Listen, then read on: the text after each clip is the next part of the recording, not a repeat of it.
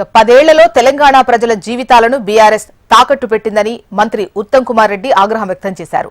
10 ఏళ్లలో నీటిపారుదల శాఖను నాశనం చేశారని, బీఆర్ఎస్ నాయకులు ఏది ముట్టుకుంటే అది నాశనమని విమర్శించారు మంత్రి ఉత్తమ్ కుమార్ రెడ్డి.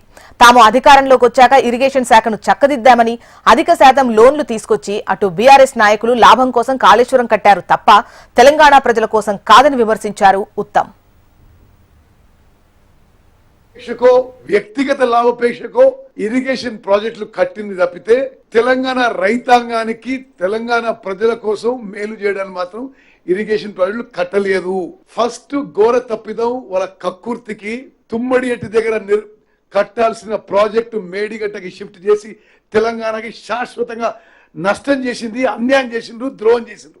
38,000 కోట్లకి 16 లక్షల కిలోమీటర్లకి ఇప్పటి వరకు పూర్తి అయిపోయి ఉత్తర తెలంగాణ సస్యశ్యామలం అయ్యేది. ఆ ప్రాజెక్టుని మేడిగడ్డకు షిఫ్ట్ చేసి నార్త్ తెలంగాణ రైతులందరికీ, నార్త్ తెలంగాణ ప్రజలందరికీ ద్రోహం చేసింది, అన్యాయం చేసింది బీఆర్ఎస్ పార్టీ, బీఆర్ఎస్ ప్రభుత్వం చెప్పి ఖరాఖండిగా నేను చెప్తున్నా. కొత్తగా బ్యారేజెస్ మొదలు పెడితే కట్టడం ఈజీగా ఉండేదేమో.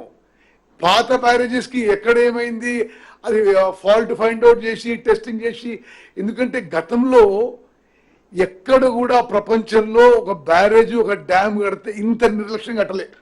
అంటే ఇప్పుడు పరీక్షిత్ మేరా గారు చేస్తున్న చాలా టెస్టులు అసలు బ్యారేజ్ కట్టేటప్పుడు టెస్టులు చేయలే, ఇప్పుడు చేస్తున్న టెస్టులు.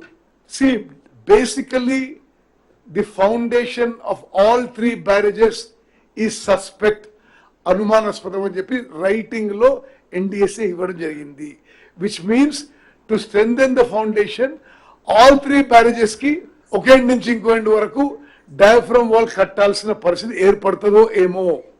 రెండోది stilling basin extension work, additional work కూడా చేయాల్సిందేమో. ఆ యొక్క డిజైనింగ్ ఇప్పుడు ఫైనల్ స్టేజెస్ లో ఉంది. ఒక నెల రోజుల్లో అది ఫైనలైజ్ అవుతుంది. ఆ తర్వాత